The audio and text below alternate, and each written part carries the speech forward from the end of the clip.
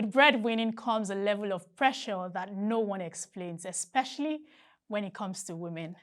A beautiful day to you, and thank you for joining me on a new episode of the Women Series program. And on here, we capture developments and stories that impact women. My name is Ayomide Oguntoye. It's the last week in February. What an exciting month it has been so far. I mean, you don't want me to go into the details, right? So I got a question recently and I thought it was an interesting one. Now, here it is.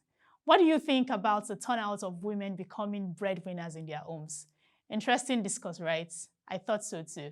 So today we're talking about women as breadwinners and how to navigate the sensitive issue. Now, this is, some people have said that this is a sensitive issue, right?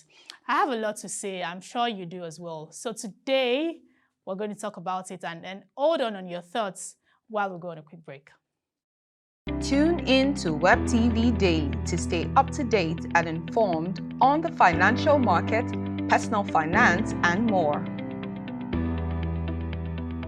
We have got you covered with all your favorite TV shows, economy and politics, market review, women's series, millennial talk, Islamic Finance Weekly, The Brief, exclusive interviews, events, and we keep you up to date on all the updates in the financial market with the market opening gong. Watch premium content, watch Web TV. Same news, different perspective. Welcome back. It is still the Women's Series program, and it's me, myself, and I, and of course you today. Just as I said earlier, we're talking about women being breadwinners in today's world. Now, to be honest, let's think about it very well. I do not think that women being breadwinners in their homes should be an issue. I think if you, as a woman, you are a breadwinner in your home, right? You should be proud of yourself. You should be proud of yourself, honestly speaking. And you want to know why? So let's go straight into the gist. The truth is, economic realities have meant that most families must rely on more than one income to meet the family's current needs and future aspirations. And by this, I mean education of the children, decent housing, which of course costs a fortune in today's world, day-to-day spending, and while at it, you're expected to even plan for retirement. Now, you're aware that even the traditional premise is such that men were expected to be the primary breadwinners and women stayed at home in the kitchen or did not even pursue a career or even build a business. But in this age and time, right, things are changing, the narrative is changing, we're seeing different things. We now have women earning and contributing a significant part of the household income, and with women in top jobs and in corporate worlds, businesses, even government parastatals, many assuming the role of primary contributors, right? And sometimes even the sole earner. But unfortunately, it's so sad to hear that some women have voiced out that the change in dynamics in their homes is endangering their partners and manly roles. I don't know why. Particularly in this patriarchal society like ours with this traditional cultural values. I mean, it keeps going on and on. But you see the brilliant and successful millennials that we have now. They're on the fast lane to be appearing less prepared or even unwilling to play the role of the submissive wife. So let's consider these two scenarios that we are both familiar with. You remember the movie Castle and Castle, Ineka and Inamdi? That's one.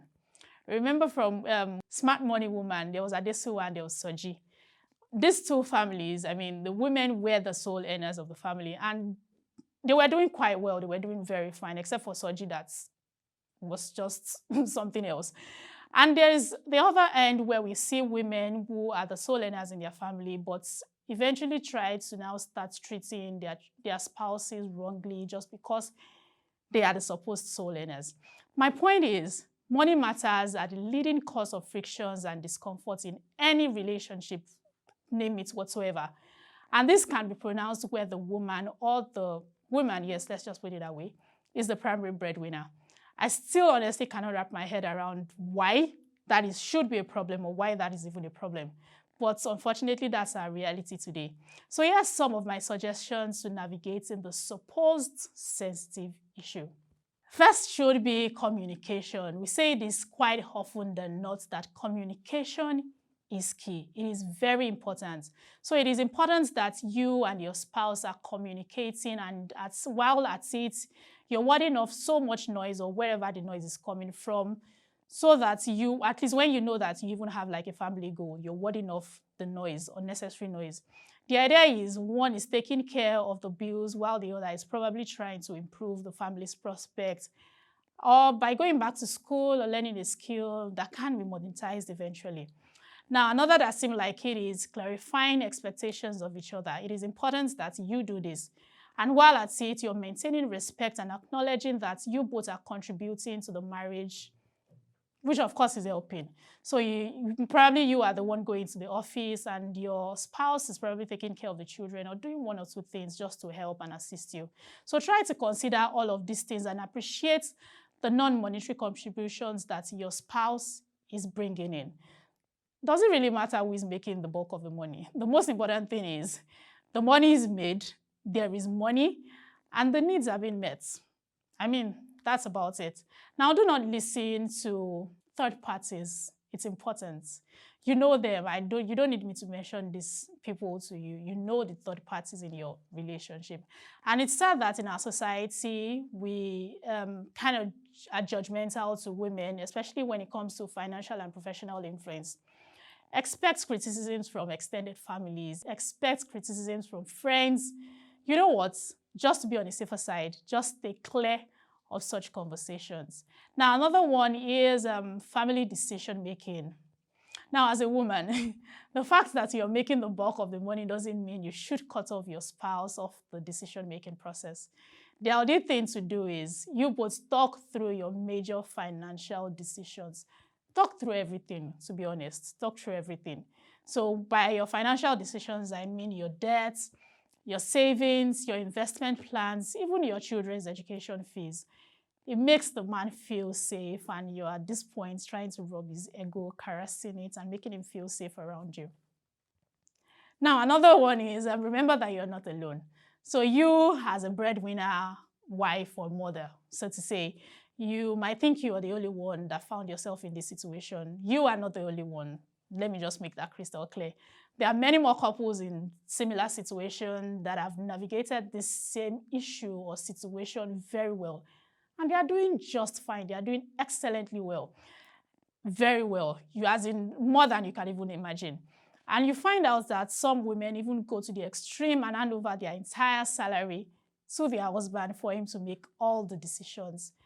Now, if that works for you, I don't have a problem with it. That's fine. I mean, thumbs up to you. You're doing just great. But if it doesn't, the honest thing to do is find a system that works. I'm not going to tell you what works, but between both of you, just find a system that works. Lastly, please look after yourself and be thankful.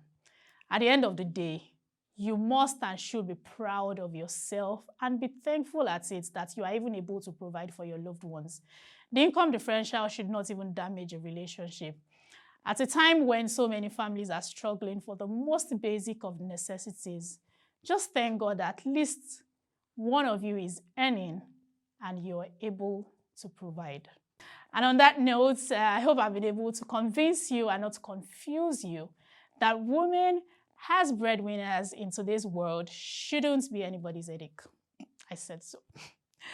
Now, you want to share your thoughts, please feel free to do that in the comment section or via our social media platforms that we'll be showing on the screen.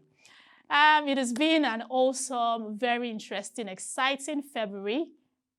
I want to presume that it's the same for you. Looking forward to March. That's the International Women's Month, and I'm super excited for all that March, has to offer. Now, you'd like to learn more about your personal finance, just go to your browser and type www.proshareedu.com. And that'll be all on today's episode of the Women's Series. Thank you for sticking by. Thank you for joining me today. Until next episode, until next month, which of course is the International Women's Month. Thank you for watching.